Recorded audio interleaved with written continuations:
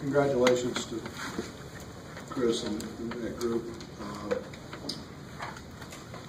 And I think Cato showed why he's MVP of our league. We knew that coming in. It was a very, very difficult matchup for us. We don't have tremendous size on the perimeter. We were worried a great deal about him getting to his spots, his sweet spots. But interesting first half. I'm frustrated with our first half because we get up, I think, 15, and it's just playing unselfish and moving the basketball and playing really good basketball, to be quite honest. And taking them out of what they want to do. They hurt us with one little cross-screen play, but and then it was just like we made a few threes and we fell in love with the three, and we forgot who LeBron is, and we've got to be better at that. We had Trent in foul trouble.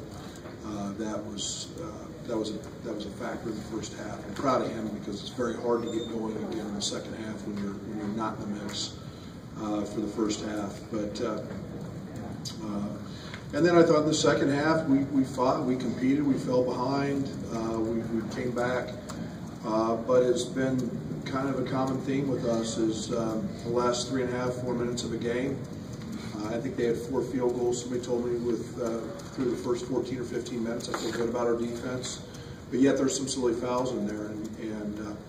But Tijon missed 2 free throws. Martin missed one of the 2 technicals. But on the second free throw, then we commit a foul, 94 feet away, and we followed that up with a foul at half court. We fouled that up with a rotation that left Cato wide open for a 3. And you can't make those mistakes late. And he hadn't got a touch in 7 minutes. He had in 6, 7 minutes. He had a pretty good drought there. And he does what a really, really good player does in makes it. And those are the things we've been doing. I feel bad for our guys. We're fighting. We're playing good enough basketball to win and beat anybody in this league. I believe that. And but a lot of credit to Chris and his group, and Cato was everything that was advertised, and they're good. Coach, from your standpoint, just what sounds like maybe they did some different things the last 10 minutes of the first half defensively. Just they didn't. They stayed. They didn't. They didn't. I mean, what they were doing. I'll look at the film, but 1 or 2 passes and try to dribble drive it. They're very good defensively. We talked to our guys about we talked about early and late. We got to score early or we got to score late. And every time we got the ball to the third side in the first half and the first run, we were great. We scored. And then all of a sudden we just quit doing it. And when we get in trouble, we quit passing. That's this team's downfall. We quit passing the ball. We start dribbling. And didn't matter what we did, what we called, we kept breaking them off and flinging them up there. So we got to get better at that. Coach, at what point did you find out that Cam Williams was not going to be starting for Ohio State? For some time before the game, somebody presented me a release on, somebody showed me something on Twitter or something, I guess. And how much does a sort of a last-minute suspension like that change how you all game plan and head into the game? Well, it's probably much worse for Chris and his crew. I don't think anybody really likes those kind of distractions when you're one of the best teams in the country and you're fighting for a Big Ten title. I think distractions become a pretty big pain in the neck. For us, it was curious. We were curious to see who they started. We felt like it would be either Doc Each or Wesson, and so there's minor adjustments to be made there. We substitute quite frequently, so we had multiple guys ready to guard different guys, and so at the end of the day, probably a much bigger distraction for Chris and his crew to have to deal with a distraction like that. Right. Don't score for the last 10 minutes of the first half, but only trailed by 4 at halftime. I mean, just what was kind of your thoughts there, and even just down 4, did that suck the life out of the team a little bit? Oh no, shoot, we were doing backflips.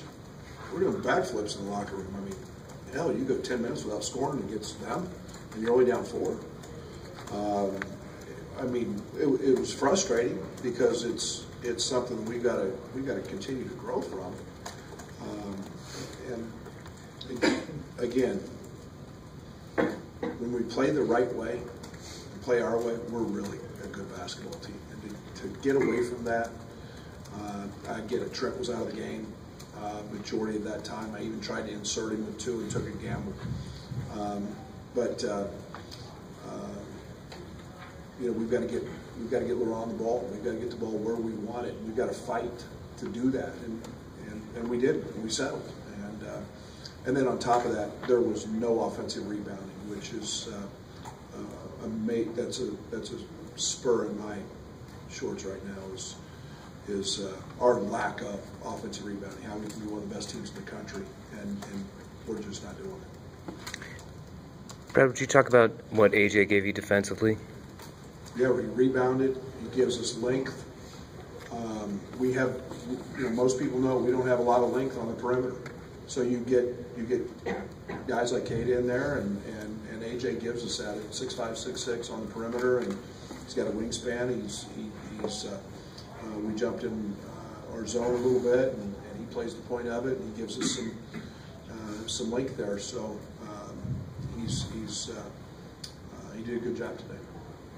You mentioned yesterday how Caleb Wesson was a guy that you were looking at as maybe being a challenge, and he's not the first maybe big that's had the size and physicality advantage. Won't be the last, but what does this team need to do to try and counter that a little better?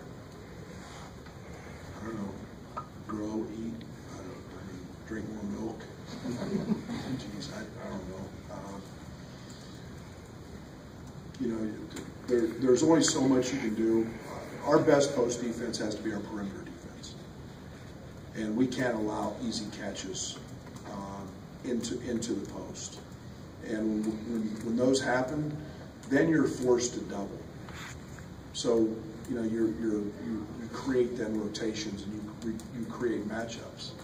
And I'll be honest, I've never been overly concerned about post touches. It's hard. I mean, he got 6 shots. He's really good. He's going to be a really good player, and he's got great hands. And I was more worried about him passing the ball. They scored 33 points a game in the paint. Okay, we scored 36. So it's not where they throw the ball in there and hurt you. It's the pass out that they hurt you, and they try to run offense through those guys. So we got to keep working at it. I mean, when we're denying and in people's, you know, and for Ohio State's benefit, they have 3 guys who can post, and Kata can post and Tate. So you know, they give us a little mismatch problem there. Mark Smith was a guy that Ohio State fans really wanted to see it up here. I know it was a big. Glad they didn't get it. And I know that was big for you early on in your tenure to get a recruit like that. I just wonder where you see him in his development and what he's given you so far this season. He's going to be a great player, and I think he goes through what maybe every freshman has gone through at some point, a little up and down, and he's practicing great. He got poked in the eye in the Rutgers game, which kind of sidelined him for a better part of a half, but he's a guy who can score. He can play multiple positions. He's one of our best shooters, and as he gets accustomed to the defensive part of it, and he is every single day, he's going to be a heck of a player. Brad, the late fouls by Laurent and Kipper kind of took them out of the game. They didn't, from my angle, look like Take them out. Yeah, they was their 5th. Kipper. The thing that upset me with Kipper was we work every single day in practice. We call it the Mozgov drill. And it's just, they drive down the lane, just jump in the air. You have to jump when you're in the circle and put your hands straight up. And on the 5th one, he slaps. He commits one in the first half. They have the rebound, and he just reaches in and smacks them.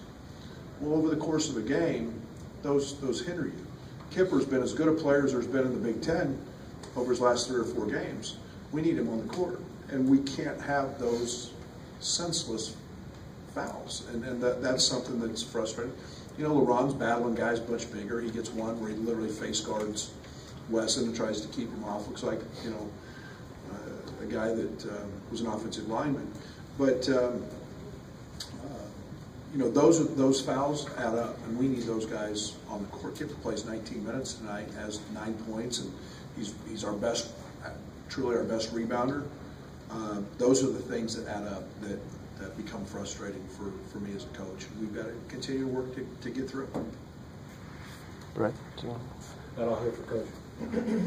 Thank you. Thank you.